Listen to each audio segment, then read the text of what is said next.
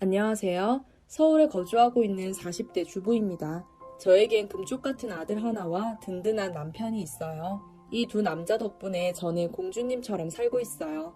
남편은 결혼할 때부터 저에게 손에 물 한 방울 절대 묻히지 않겠다는 뻔한 멘트를 하며 제 마음을 설득하려 했죠. 솔직히 전 그 말을 믿지 않았어요. 근데 정말 결혼하고 나니 모든 집안일은 남편이 도맡아서 해주고 설거지와 쓰레기 버리는 것까지 항상 하고 와주더라고요. 저는 기특해서 매일 남편이 먹고 싶다는 거 다 해주고 그렇게 알콩달콩 살고 있었습니다. 그러다 결혼 2년 차에 아들을 가지게 되었습니다. 노력 끝에 얻은 아이라 너무 소중했어요. 하지만 입덧이 너무 심해져서 끼니 때마다 남편 밥을 못 만들겠더라고요. 그래서 가끔 안부 드리던 시어머니가 그 소식을 듣고는 그럼 저희 집에 와서 음식을 만들어주신다고 하시더군요. 저는 괜찮다고 그러실 필요 없다고 아직까지는 막 그렇게 힘들진 않다고 했습니다. 그런데 시어머니는 자기 아들이 밥을 든든히 못 챙겨 먹일까봐 그런다고 하시더라고요. 제 걱정이 아니라 남편 끼니 걱정이라 조금은 섭섭하긴 했지만 우리 시어머니 아들 사랑 유별난 건 잘 아니까 이해했습니다. 그래서 결국 밥 때만 잠시 와서 반찬 같은 거 해주시고 가기로 했습니다. 어머니 오시는 날은 부엌 청소도 하고 이것저것 음식 재료도 사다 놓았습니다. 시어머니는 오셔서 정말 반찬만 해주셨는데 그러면서 다른 말씀은 안 하셨어요. 그래도 조금 다행이다 생각하고 있었는데 음식을 다 만들고 제가 커피 좀 내드렸더니 앉아서 커피를 마시면서 집을 한번 싹 훑어보시더라고요. 그러면서 하시는 말씀이 소파는 왜 여기에 뒀냐 부터 시작해서 액자가 별로 안 어울린다느니 여기 공간은 너무 비어있다느니 아니나 다를까 잔소리를 하시기 시작하시더라고요. 다른 시댁 이야기들을 많이 들어서 예상은 했지만 사소한 거 하나하나 다 지적을 하시더라고요. 이 집 인테리어 할 때 저도 제 나름대로 깔끔하고 단정한 스타일로 알아봤다고 하니까 그럼 조명이랑 책장 하나만 바꿔도 되겠네요. 저는 이야기 더 길게 안 하고 싶어서 알겠다고 했더니 자기가 아는 인테리어 집이 있는데 거기서 조명이랑 가구들 좀 바꿔주겠다네요. 솔직히 제 돈 나가는 것도 아니니까 괜찮았죠. 며칠 뒤에 사람들이 와서 조명들과 책장을 바꿨어요. 그러고 나서 보니까 집안 분위기가 좀 달라진 것 같기도 하더라고요. 시어머니한테 감사하다고 했어요. 어머니 안목이 더 좋으신 것 같다고요. 그 말 들으시더니 막 자기가 보는 눈이 있긴 하다면서 좋아하시더라고요. 전 그게 끝인 줄 알았어요. 그 뒤로 밥을 해주러 오실 때마다 이 부분은 이렇게 바꿔야 할 것 같다. 저 부분은 저렇게 바꾸자면서 신이 나셨더라고요. 저도 처음엔 한두 군데니까 어머님한테 맡겼는데 나중엔 접시랑 포크까지 바꿔야 된다면서 계속 옆에서 쉬지도 못하게 말씀하시니까 노이로제 걸릴 것 같더라고요. 어머님은 또 어디서 보고 오셨는지 풍수지리하게 빠지셨나 봐요. 책을 들고 오셔서는 이 위치에는 거울이 있어야 한다면서 저보고 내일 거울을 씻기래요. 그리고 화장대도 돌려서 벽에 붙여놔야 한다고 나중에 남편 오기 전에 돌려놓으면 되겠다고 하시더군요. 혹시 어머님이 제가 임신한 사실을 모르시는 건가 싶었어요. 저는 조금씩 배가 불러오는데 어머님은 절 신경도 안 쓰시는지 한날은 가구 하나를 지금 옮겨야겠다면서 저보고 반대쪽에서 한번 들어보래요. 그래서 살짝 부른 배를 이끌고 낑낑대면서 어머니와 가구를 옮겼어요. 다 옮기고 나서야 저보고 애 때문에 일을 제대로 못하겠다면서 좀 쉬어라 하시더라고요. 어머님이 가시고 혼자 쉬면서 생각을 해봤는데 어머니를 집에 마음껏 오시도록 해드린 게 저는 조금 후회가 되더라고요. 거기다 올 때마다 문 열어주러 나오는 거 기다리기 귀찮다고 비밀번호를 알려달라 하셔서 비번까지 알려드렸어요. 그래서 저는 이도저도 못하는 상황이었죠. 집에 당장 오시지 말라고 말하고 싶어도 제 배는 더 불러오고 움직이는 것도 불편해져서 어쩔 수가 없었어요. 남편과 저녁 먹을 때 말을 살짝 꺼냈어요. 어머님이 집에 너무 자주 오시는 것 같은데 힘드신데 가끔만 오셔도 되겠다고요. 남편은 아무것도 모르는 게 당연하니 엄마가 옆에서 음식을 도와주는 게 낫지 않냐고 우리 엄마 많이 부려먹으라고 웃으면서 얘기하더라고요. 그게 아닌데 말이죠. 그날은 저도 멋쩍게 웃으면서 그냥 넘어갔어요. 그리고 남편이 말하기를 엄마가 저를 더 많이 챙겨주고 싶어 한다면서 그렇게 말씀하셨대요. 그 말을 듣고 어머니 마음은 알겠는데 이게 나쁜 의도도 아니니 정말 난감했습니다. 시어머니는 다음날도 오셨습니다. 그 날은 무슨 부적 같은 걸 챙겨오시더니 집안 곳곳에 안 보이게 붙여놔야 된대요. 시어머니 혼자 다 붙이기는 힘드니 저보고도 몇 장 주시면서 같이 붙여보자시더군요. 그날따라 몸도 안 좋고 피곤해서 그냥 침대에 누워 쉬고 싶었는데 어머니 따라 방 안 곳곳에 부적을 붙였어요. 어머니는 붙이고 나서도 이런저런 부적 얘기를 해주시며 쉴 틈이 없이 말씀을 하셨어요. 그렇게 저는 출산 날짜가 다 와갈 때까지 시어머니와 함께 지냈습니다. 그 사이에 제가 남편에게 솔직하게 어머니 얘기를 했었어요. 어머님의 방문 빈도 횟수가 줄어들긴 했지만 참견하시는 건 여전했죠. 그래도 가구를 옮기거나 힘쓰는 일은 시키지 않으셨어요. 옆에서 말씀을 정말 지독하게 많이 하셨습니다. 태교의 반이 시어머니의 말씀 듣기라고 해도 될 정도로 어머니와 오래 지냈습니다. 그래도 다행인 점은 반찬이나 밥을 해주시는 부분에서 다른 말씀을 하지 않으셨어요. 어머니가 음식을 만드는 걸 좋아하시기도 하고 자기 아들 밥을 잘 해먹일 수 있었으니까요. 그렇게 저는 다행히도 무사히 애를 낳게 되었고 산후조리를 하는 동안에도 어머님이 제 옆에서 잘 간호해 주셨어요. 친정 엄마처럼 그렇게 저를 챙겨주시는 모습을 보니 살짝 감동이긴 하더라고요. 제가 어느 정도 몸을 추스르고 회복이 되니 어머니는 조금씩 저에게 일을 시키기 시작하셨어요. 일주일 전에 바꿔놨던 가구 위치를 다시 제자리에 돌려놓자고 하질 않나 천장에 있는 접시들을 한번 다 꺼내서 씻고 넣어야겠다면서 그 일을 다 저에게 부탁합니다. 처음엔 어머니는 먼지만 많이 쌓여 있으면 애기도 그렇고 호흡기 안 좋다며 같이 치워주셨는데 어느샌가 제가 다 하고 있더라고요. 가구도 굳이 옮길 필요가 없는데도 어머님은 꼭 이쪽 저쪽 옮겨보시고는 자기 안목이 맞다면서 생색을 내시고는 가셔요. 그럼 제가 다시 가구를 옮겨놔요. 처음에 어머니 말을 듣는 게 아니었는데 한번 인테리어 도움을 받았더니 정말 저희 집안을 매일매일 바꿔놓고 있습니다. 저는 그냥 이대로 있는 대로 사는 게 좋아요. 거기다가 애를 놓고 난 뒤로는 집에 더 자주 오십니다. 그 말은 제가 할 일이 더 많아졌다는 거죠.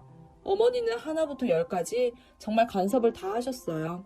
애기 이유식이 부실하다고 저에게 재료를 다시 사와서 다듬으라고 하시고 화분이 있어야 집안 분위기가 화사해진다고 도매시장에서 화분도 사오게 하셨어요. 어머님이 시키신 걸 사러 아무 데서나 살 수 있는 것도 아니에요. 어머님이 말씀해주신 가게나 유기농 마트를 가서 사야 합니다. 집안에서 대충 사오는 건 꿈도 못 꿔요. 저는 차도 없는데 매일 대중교통을 타고 멀리까지 나가서 어머님이 시키신 물건들을 사왔어요. 제가 하루는 너무 힘이 들어서 저녁에 퇴근한 남편을 앉혀놓고 이 사실을 다 말했습니다. 남편이 하는 소리가 제가 집에만 있느라고 답답할 텐데 바람도 쐴 겸 설렁설렁 갔다 오면 되지 않겠냐고 그러네요. 이 집도 하루 이틀 해야 하지. 매일매일 덜 풀린 몸이 끌고 누가 좋다고 하겠어요. 거기다 제가 나갔다 오는 동안은 애를 데리고 나가기 어려워서 어머님이 봐주시는데 이걸로도 어찌나 생색을 내는지요. 애가 저만 없으면 밥도 잘 안 먹고 울기만 해서 애를 먹는다는데 다 어머님이 자초하신 일인걸요. 그럼 제가 내일은 집에서 쉬셔도 된다고 애는 제가 본다고 하면 그건 또 아니래요. 선반 페인트질도 해야 하고 분갈이 할 더 큰 화분도 사와야 된다고 내일은 더 일찍 저희 집에 오시겠대요. 저는 늦잠도 못 자요. 덕분에.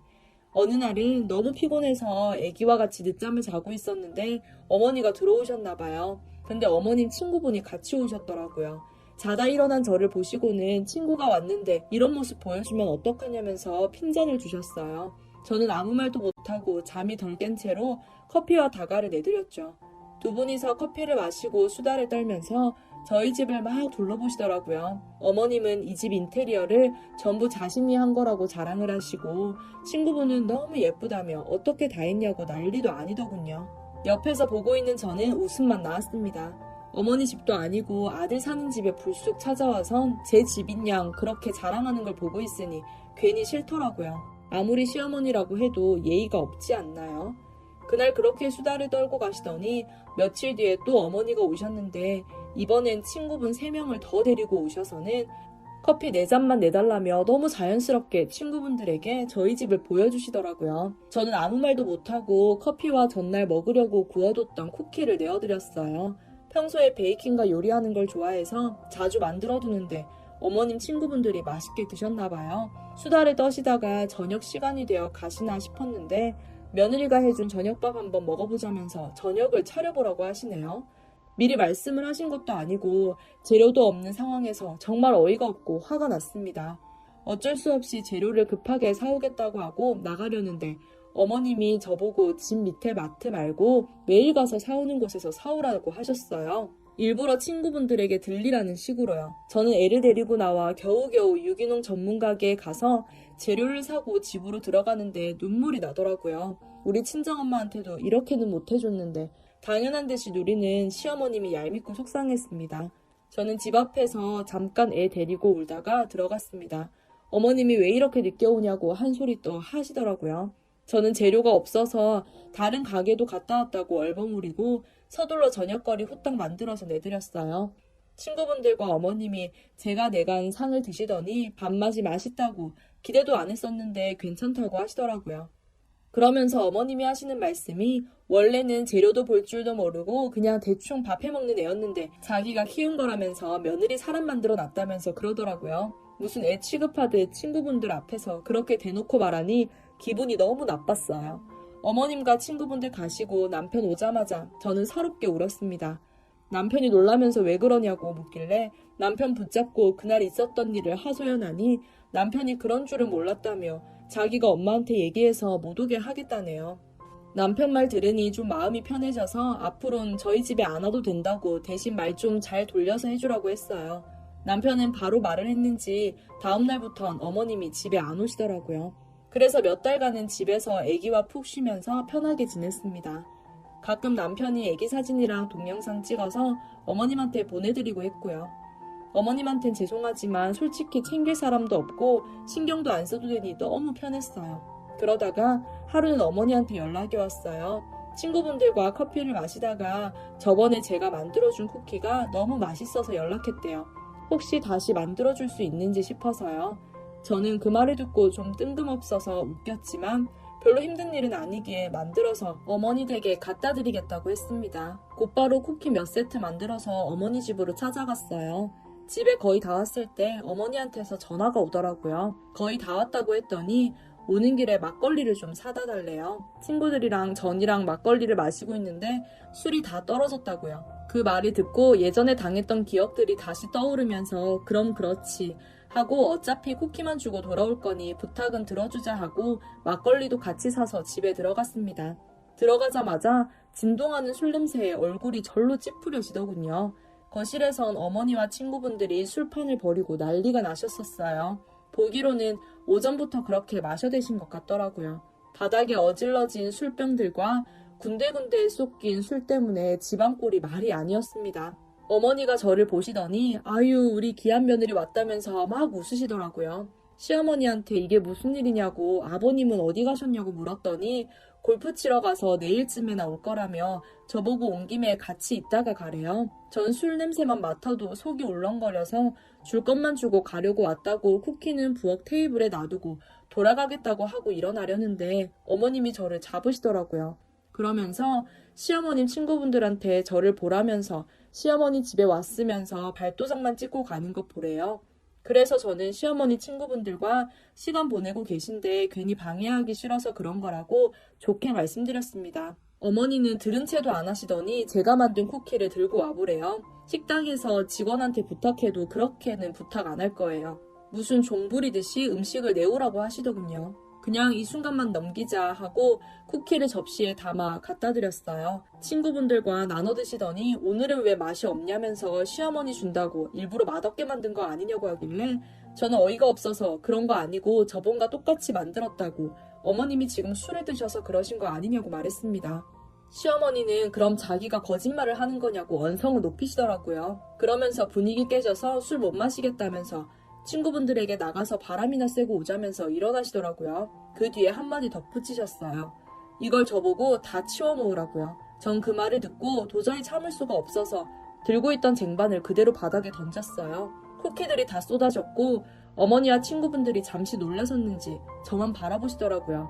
저는 거기서 참아왔던 눈물이 터졌고 저는 하고 싶은 말들을 다 토해내었습니다. 마치 제가 술을 마신 것처럼요. 임신 초기 때부터 시작되었던 시어머니의 잔소리부터 시작해서 어머니가 저를 어떻게까지 부려먹었는지 생각나는 대로 가슴을 팍팍 치며 울면서 전부 말했어요. 시어머님 친구분들은 처음 보는 저의 모습에 놀라셨는지 그대로 굳어 있었고 시어머니는 그런 친구분들과 저를 번갈아 보며 당황한 표정이더군요. 제가 마지막으로 아들에게 부끄러운 줄 알라고 어머니가 그렇게 나쁜 시어머니인 줄 남편은 꿈에도 모를 거라고 했더니 어머님은 허공만 쳐다보며 아무 말도 하지 못하셨습니다. 속 안에 담아도 모든 걸 다 쏟아내고 나니 속은 시원하더군요. 그리고 어머님이 뭐라고 하셔도 저는 남편과 이혼이나 별거는 절대 하지 않을 것이고 연을 끊어도 어머니와만 끊을 거라고 통보했습니다. 어머니는 적잖이 충격을 받으신 것 같았어요. 뒤늦게서야 이게 어디서 큰 소리를 치냐고 말씀하시는데 제가 그럼 이 자리에 남편과 아버님 불러서 전부 말해드려도 되겠냐고 했더니 아무 말도 못하시다가 그냥 조용히 우리 둘이서 따로 이야기를 하재요. 저는 더 이상 할 얘기도 없고 그냥 어머니와 평생 연락을 안 하고 지냈으면 좋겠고 안부도 남편을 통해서만 주고받고 하기 원한다고 제 의견을 밝혔습니다. 시어머니는 반대하고 싶으셨겠지만 당장의 상황을 보니 그렇게 말할 처지가 안 된다는 걸 아셨겠지요. 일단은 알겠다고 아버님과 남편에게는 말하지 말아달라고 부탁하시더라고요. 그 부분은 앞으로의 어머니의 행보를 보고 결정하겠다고 했습니다. 그렇게 집을 박차고 나왔어요. 집으로 돌아오면서 생각해보니 분이 덜 풀렸는지 긴장이 풀렸는지 눈물이 다시 나더군요. 이 일을 남편에게 알릴 수도 없고 저 혼자 화를 삭혀야 하니까요. 집에 돌아온 남편이 퉁퉁 부은 제 눈을 보더니 놀래서는 무슨 일 있었냐고 묻더라고요. 그래서 그냥 어머님과 만나서 얘기 좀 했다고 했습니다. 남편이 근데 왜 그렇게 울었냐고 자기 엄마가 뭐 혼낸 게 있냐고 하길래 그 말 듣고 그냥 살짝 웃어줬습니다. 남편은 아마 어머니와 저와의 일들을 모를 테니까요. 그냥 어머니와 대화해보라고 했습니다. 그리고 앞으로는 따로 안 찾아가보기로 서로 합의했다고 얘기했고요. 남편도 그게 편하면 그러자고 했어요. 어머니도 저에게 못해주신 건 아니지만 너무 과해서 이런 일이 일어났나 봐요. 그래도 좋게 생각하며 살아가려고요. 그래서 요즘은 아이한테만 신경 쓰고 있습니다. 저는 나중에 결혼을 해서 제 자식이 결혼을 해도 그런 시어머니가 되지 않을 거예요. 아이에게 부끄럽지 않게요. 제 사연 들어주셔서 감사합니다.